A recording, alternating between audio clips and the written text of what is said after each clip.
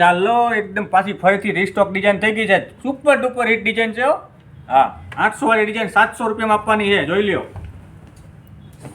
કપડું જો તમે 22 kg રિયોન આવવાનું છે અને સ્લીવનું કામ જો, વર્કનું કામ જો, એકદમ ફિનિશિંગ વાળું કામ આવશે.